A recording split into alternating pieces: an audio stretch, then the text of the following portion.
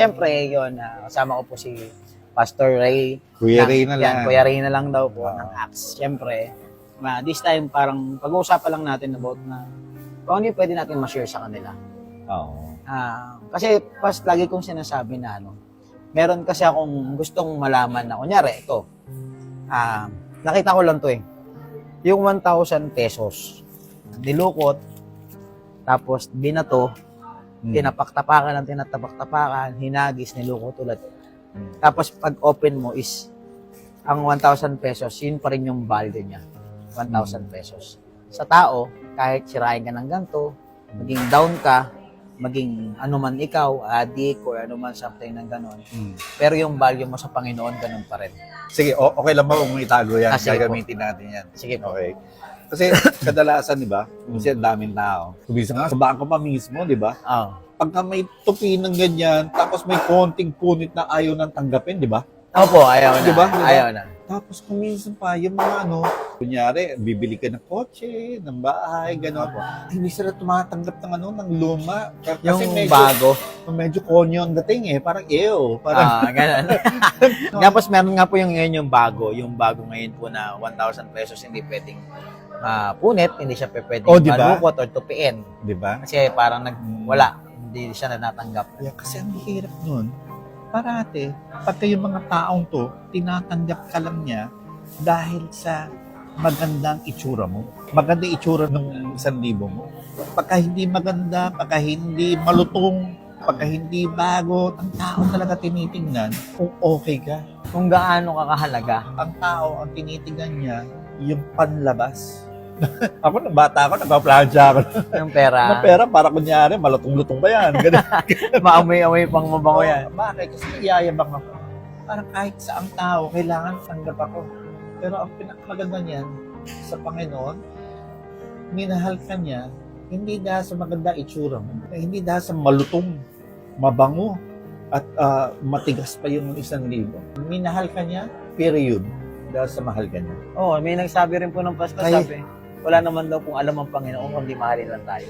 Kasi nga, sa tao, ang tingin nila, kahit saan yan, kahit ang magkaibigan, lalo na pagka mag-asawa, mag-jowa, ang kailangan mag-perform ka para accepted ka. Kaya kung minsan, pagka wala ka ng pera, hindi na sumasama sa yung tao. Pero ang Panginoon, kahit nasan ka, kasama mo ko. Kasi ang Panginoon, hindi niya tinitignan yung panlabas mo.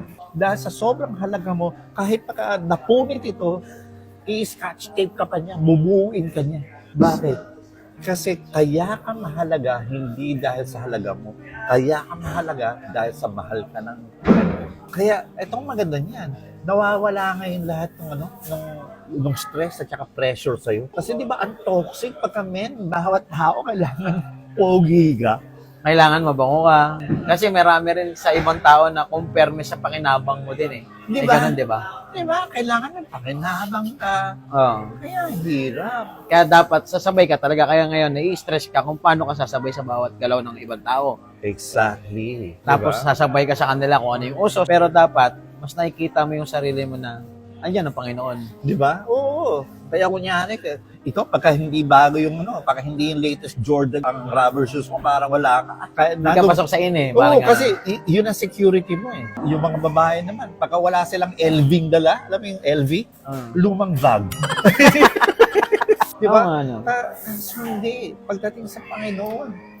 Kumbaga, pagdating sa Panginoon, kunyari yung 1,000, kahit lukot ka man, kung ano ka man, napunit ka man, bubuin ka niya, kasi mahal ka niya. Yeah. Kung ano yung value na sa'yo bilang anak, ganun yung value pa rin. Kahit sabihin natin, lubog ka na sa lahat. Yes. Ito ang pinaka-practical niya. Magkakaroon ka ng peace na hindi mo maintindihan. Na walang-wala ka na, wala ka ng pera, kahit maghihirap ka, ano man yung sitwasyon mo, meron kang peace. Bakit? Kasi hindi mo kailangan mag-perform sa Panginoon dahil alam mo, mahal ka niya kahit kailan. Tanggap ka niya.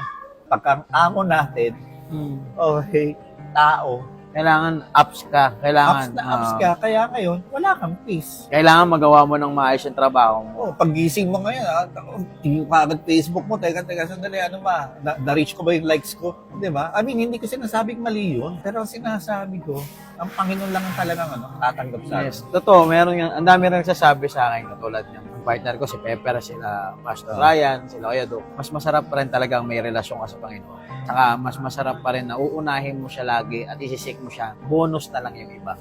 Maging practical tayo. Karamihan ng decision natin, sobrang dami ng decision natin, kaya natin ginagawa yon dahil sa tinitignan natin kung ano ang tingin ng iba. Ito pa masaklap niyan. Paano kung yung mood ng tao nag-iiba? Yung tingin nila sa atin, tapos gagawin mo yung gusto nila, mamayang konti, iba ang mood nila, so iba na naman ang gagawin mo. Hindi mo malaman ngayon kung anong tama't mali. Abnormal na po yung pas. Diba?